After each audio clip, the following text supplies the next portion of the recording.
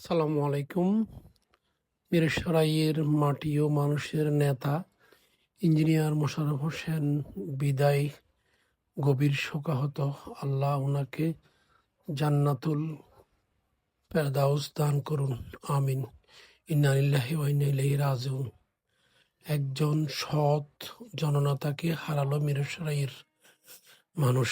ওনার অবদান, ওনার কতটুকু শ্রদ্ধা এবং ভালোবাসা আছে আজকেই এই দেশের মানুষ বুঝলো। হয়তো বিরোধিতার খাতিরে আপামর জনতা, বিভিন্ন রকমের বিভিন্ন মতাদর্শের মানুষ থাকতে পারেন, বলতে পারেন, কারো মতের বাইরে থাকতে পারেন, কারো ভিতরে থাকতে পারেন, কিন্তু একটা জিনিস প্রমাণ করে গেলেন উনি।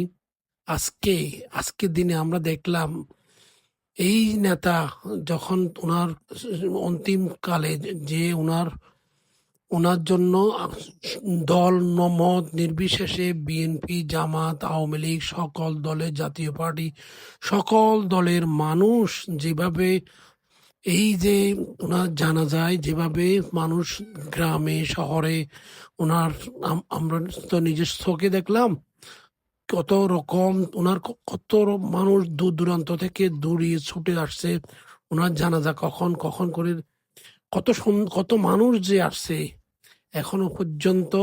মানে আমরা দেখতেছি অনেক দূর থেকে, অনেকগুলো দেখেন ভিডিওতে দেখা যাচ্ছে যে কত হাজার মানুষ, লাখো মানুষ শহরে গ্রামে।